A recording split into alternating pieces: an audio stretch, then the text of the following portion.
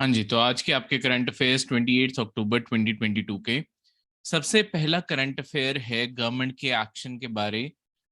India की जो telecom regulatory authority telecom networks को मॉनिटर करती है, उनके एक्शंस को मॉनिटर करती है, कोई एंटी कॉम्पिटिटिव प्राइस प्रैक्टिसेस हों उन्हें खत्म करवाती है और टेलीकॉम सेक्टर को इन जनरली इनकरेज करना इसका काम है। और कोई भी हार्म करने वाली उनकी आपस में प्रैक्टिसेस है, क्योंकि कंपटीशन में कोई भी प्रैक्टिसेस ऐसे अडॉप्ट वो कर सकते हैं, उन्हें रोकना इसका काम है।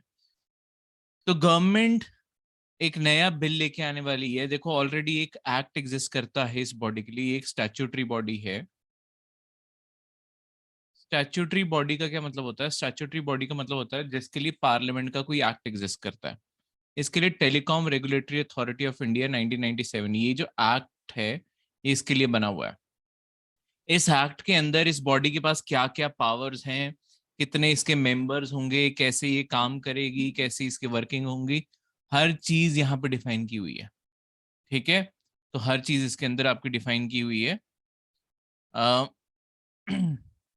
तो ये जो आपकी बॉडी है, इसे सरकार सोच रही है कि जैसे यूके और यूएसए के अंदर एक proper technical permanent body exist करती है ना, जिसके अंदर टेक्निकल एक्सपर्ट्स हो, प्रॉपरली काम करती हो, टेक्निकल नॉलेज हो और टाइम टू टाइम अपने खुद के नई पॉलिसीज और सब कुछ वो बनाती रहती हैं, वैसे ही इंडिया के अंदर टेलीकॉम रेगुलेटरी अथॉरिटी को भी हम वैसे ही अब पावर्स दे पाएं और ये भी एक फुल फ्लेज बॉडी के तौर पे काम कर सके और दुनिया भर में ग्लोबल लेवल पे स्टैंड आउट कर सके। ठीक है, अभी फिलहाल के लिए अगर इसके बारे में बताऊं तो ये बॉडी ओरिजिनली आपकी 1997 में ही बनी थी इस एक्ट के साथ ही।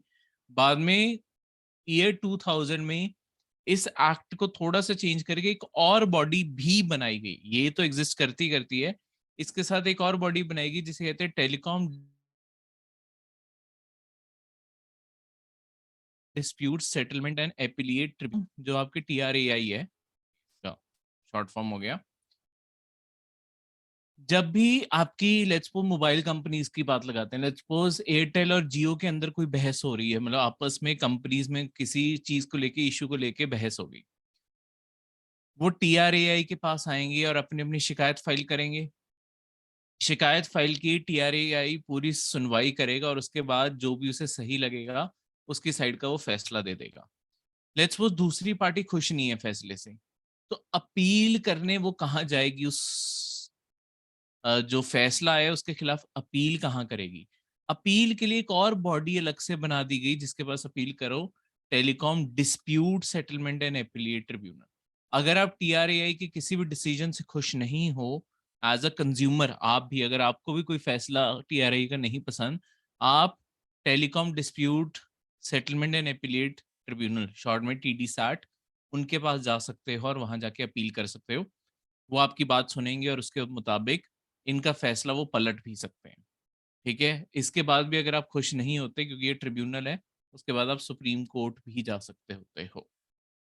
क्लियर है? तो ये सारी चीजें ऐसे काम करती है। सेकंड करंट अफेयर है आपकी ग्रीन पावर के बारे। देखो आपको पता ही होगा, गवर्नमेंट क्लाइमेट चेंज के खिलाफ काम करने के लिए एक मेन सेक्टर जिसके ऊपर काम कर रही है, वो है कि हम अपना इलेक्ट्रिसिटी का सेक्टर साफ कर पाए। इसका क्या मतलब है? देखो आज इंडिया में 50% से ज्यादा जो बिजली प्रोड्यूस हो रही है वो हमारी कोल के थर्मल पावर प्लांट से प्रोड्यूस हो रही है। हम जो चाह रहे हैं, हम ये चाह रहे हैं कि लॉन्ग टर्म में ये कोल की जो डिपेंडेंसी है कम होती जाए और जो आपकी ग्रीन एनर्जी है, जैसे आपकी हमारी रिलायंस ज्यादा बढ़े, जो पोल्यूशन ना करती हो और साफ सुथरे तौर पे इलेक्ट्रिसिटी प्रोड्यूस करती हो। अब इस फोकस के अंदर एक जो प्रॉब्लम आ रही है ना, वो ये आ रही है कि देखो जहाँ पे हमारे यहाँ पे ग्रीन एनर्जी के प्रोजेक्ट्स भी लग रहे हैं, सोलर पावर प्लांट्स लग रहे हैं बड़े बड़े जगहों पे आपके, और विंड मिल्स भी लग रही हैं, पर प्रॉब्लम ये आ रही है कि बहुत सारी आपकी ये जो पावर के प्लांट्स हैं इनसे कोई बिजली नहीं खरीद रहा। ठीक है, देखो आपकी पूरी इलेक्ट्रिसिटी सप्लाई में तीन कंपोनेंट्स होते हैं। जैसे आपके पास बिजली पहुंचती है, वो तीन कंपोनेंट्स होते हैं कि सबसे पहले जो बिजली बनाता है, प्रोड्यूसर। प्रोड्यूसर के बाद बिजली, मतलब प्रोड्यूसर जिसने बिजली बनाई, वो सप्लाई करता है बिजली डिस्ट्रीब्यूटर्स को। जो सारी तारें, खंबे, आपके ट्रांसफार्मर सब कुछ इंस्टॉल करेंगे, आपके घर पे मीटर भी इंस्टॉल करेंगे, और ये इनकी जिम्मेदारी है आपके घरों तक, आप तक बिजली पहुंचाना। फाइनली आते हैं हम जो कंज्यूमर हैं, जो बिजली कंज्यूम कर रहे हैं। तो ये 3 का साइकिल होता है। देखो, प्रोड्यूसर तो ग्रीन एनर्जी में अवेलेबल है, पर उन्हें खरीदने वाले नहीं है, क्योंकि प्रॉब्लम क्या हो रही है, आपकी ना ग्रीन एनर्जी की हर महीने आपकी जो रेट हैं वो और ड्रॉप हो जाते हैं। तो अगर इन्होंने आपस में एग्रीमेंट साइन कर लिया, प्रोड्यूसर और डिस्ट्रीब्यूटर ने, उसके बाद डिस्ट्रीब्यूटर को लगता है मुझे कहीं और से और ज्यादा सस्ती मिल जाएगी, तो इस कारण उसे पहले वाला जो उसने एग्रीमेंट किया है वो महंगा लगने लग जाता है। इस कारण अब डिस्ट्रीब्यूटर्स में एक रिलक्टेंसी आ गई है कि मैं साइन करूं या वेट करूं, कोई और भी सस्ता ले आए, कुछ और भी सस्ता हो जाए। तो इसके चलते हुए इंडिया में 5 मेगावाट, बहुत बड़ी साइज वेस्ट जा रही है, क्योंकि ये कहीं पे भी कोई इसे खरीद नहीं रहा। बन तो रही है क्योंकि सोलर पैनल्स लगे हुए हैं, सब कुछ लगा हुआ है, पर ये रोज वेस्ट करनी पड़ रही है क्योंकि कोई डिस्ट्रीब्यूटर ही नहीं है जो इसे कलेक्ट कर ले और कंज्यूमर्स तक पहुंचा दे। इसका एक बहुत बड़ा कारण ये भी है, मतलब ये चीजें होती कैसे हैं, मतलब सारा ये प्रोसेस साइनिंग होती कैसे है, कि पहले प्रोड्यूसर्स को देखो गवर्नमेंट इनकरेज करती है कि आप प्लांट लगाओ, आप जितनी बिजली बनाओगे हम कभी ना कभी बेच देंगे, हम आपके लिए अरेंज करके देंगे। वो कैसे होता है, सरकार की ना अपनी खुद की कंपनी है, solar energy corporation of India. ये आपके इंडिया के अंदर नोडल एजेंसी है सारी रिन्यूएबल एनर्जी को मैनेज करने के लिए। इंडिया के अंदर जितने भी रिन्यूएबल एनर्जी के प्लांट बन रहे हैं, चाहे डिस्ट्रीब्यूशन हो रही है, वो सब कुछ ये कंपनी देख रही है। ये सरकारी कंपनी है, solar energy corporation of India. तो ये क्या करती है, ये आपके प्रोड्यूसर्स के साथ और डिस्ट्रीब्यूटर्स के साथ उन्हें एक साथ एक टेबल पे लेके आती है और एक साथ एग्रीमेंट साइन करती है कि हाँ आप बिजली बनाओ, ये खरीद लेंगे और हम गारंटी दे रहे हैं। ठीक है। तो इस टाइम प्रॉब्लम क्या आ रही है, देखो प्रोड्यूसर तो अवेलेबल है, तो ये दोनों तो आपस में जुड़े हुए हैं, ठीक है, पर कोई भी डिस्ट्रीब्यूटर अभी कनेक्ट करने के लिए तैयार नहीं मान रहा।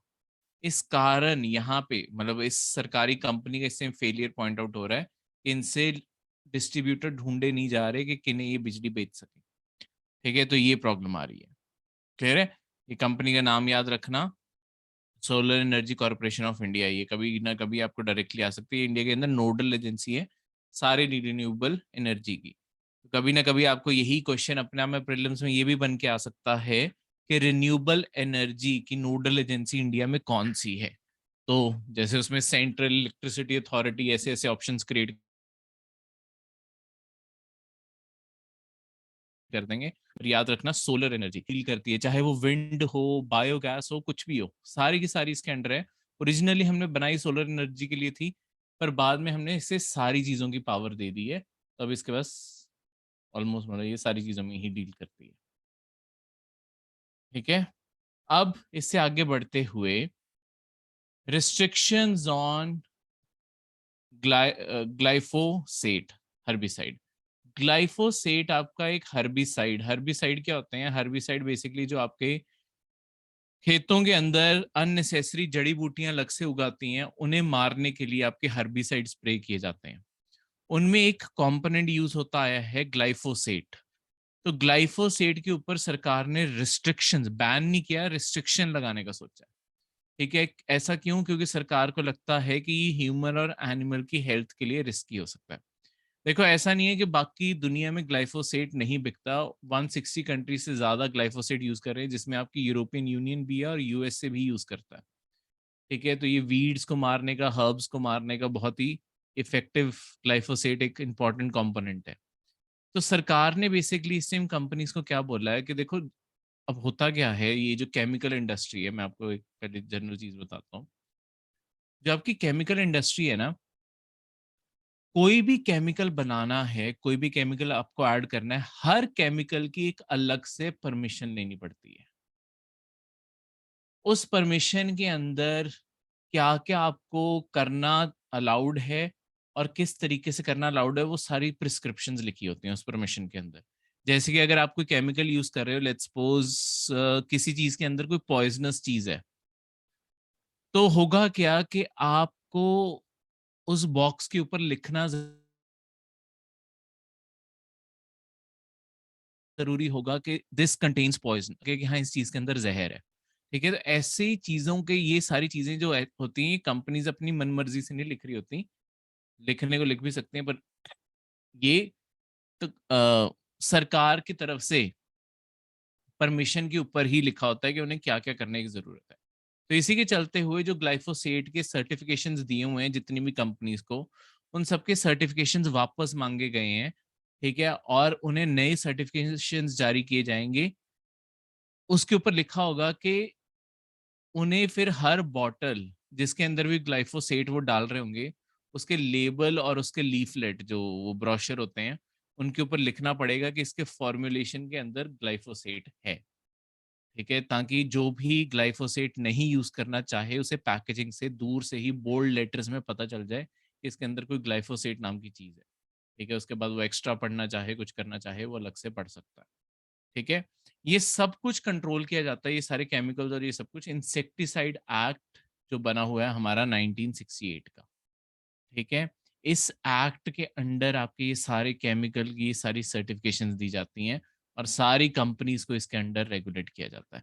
इंसेक्टिसाइड एक्ट सिर्फ मतलब आपके एग्रीकल्चर के केमिकल्स को रेगुलेट नहीं करता, ये बहुत सारे केमिकल्स की कैटेगरीज जो आपकी नॉर्मल बाकी इंडस्ट्रीज भी यूज करती हैं, उन्हें भी रेगुलेट करता है।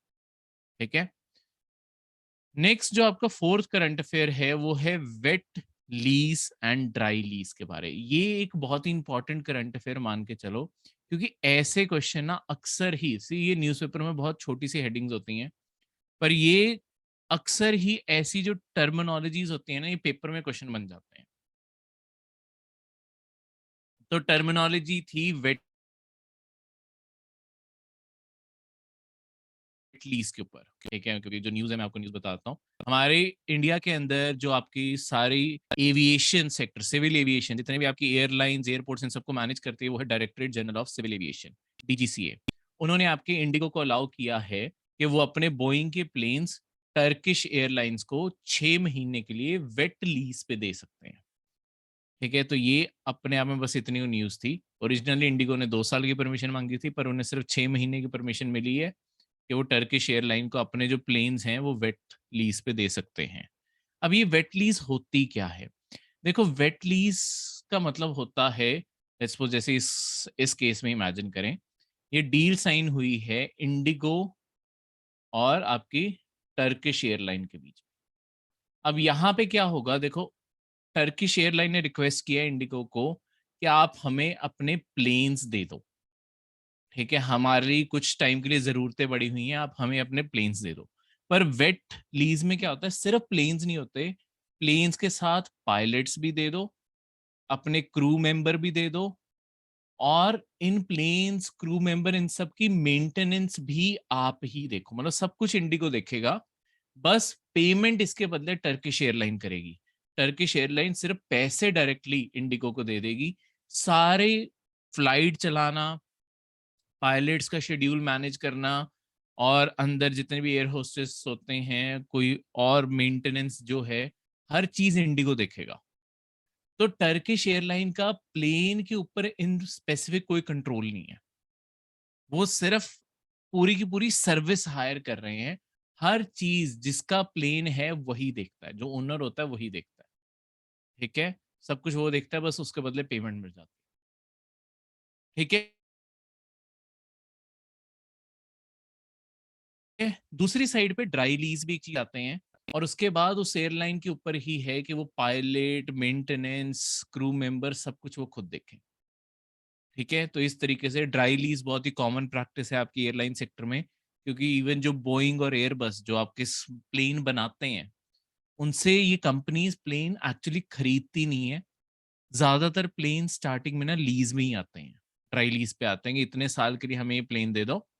ठीक है, और लेट्स वो बोइंग से 40 साल के लिए प्लेन ले लिए, 40 साल के लिए 200 प्लेन ले लिए, तो वो उसकी लीज की किश्तें बना देंगे कि बस इतना इतना पे करते रहो, तब तक आप प्लेन चलाते रहो। बाकी स्टाफ हर चीज वो अपनी खुद की रखते हैं। ठीक है, बस एयरबस और बोइंग के लिए ये अच्छा बिजनेस बन जाता है कि हाँ चलो प्लेन किराए पे चढ़े हुए हैं, वो सब कुछ। वेट लीज का मतलब है सारी सर्विस प्रोवाइड करनी है। ये कभी ना कभी आपको पेपर में वेट लीज क्वेश्चन एज अ स्टेटमेंट बन के आ सकती है, इसे प्लीज मत भूलना, ये बहुत इंपॉर्टेंट है। नेक्स्ट है United Nation Environment Programme. United Nation Environment Programme basically आपके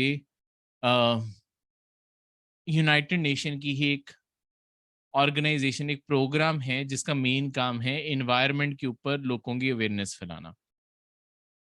ठीक है, इसे 1972 में स्टैब्लिश किया गया था। हमने कल के करंट अफेयर में यूएन एफसीसी के बारे पढ़ा था, एफसीसीसी के बारे।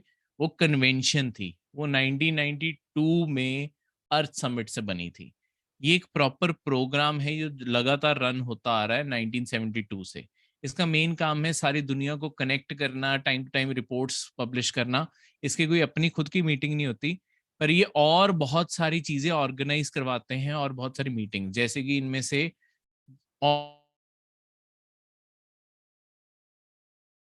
और दुनिया में भर में कन्वेंशन है जिस पे काम करते हैं, जैसे कि कन्वेंशन ऑन बायोलॉजिकल डाइवर्सिटी, जिसके चलते हुए हम दुनिया भर की बायोलॉजिकल डाइवर्सिटी, प्लांट्स और एनिमल्स की जो डाइवर्सिटी है उसे बचाने की कोशिश कर रहे हैं। फिर मीना माटा कन्वेंशन ऑन मरकरी, ये जापान में साइन हुई थी। दुनिया भर में मरकुरी के ऊपर एक तरह से बैन लगाने की हम कोशिश कर रहे हैं। ठीक है, फिर convention on migratory species, migratory species की कन्वेंशन है। ठीक है, जो आपके माइग्रेटरी स्पीशीज जिस कंट्री से जिस कंट्री मूव करते हैं और उनका जो पूरा पाथ है उसे एक तरह से प्रिजर्व करके रखा जा सके, ताकि माइग्रेटरी स्पीशीज की डेथ ना हो जाए। क्योंकि अगर आप पाथ कंस्ट्रक्शन में चेंज कर देते हो तो वो भटक जाते हैं और कहीं ना कहीं उनकी डेथ भी हो सकती है। और लास्ट में जो आपकी साइट्स की कन्वेंशन है, कन्वेंशन ऑन इंटरनेशनल ट्रेड, तो ये ट्रेड की convention on endangered species of wild flora and fauna.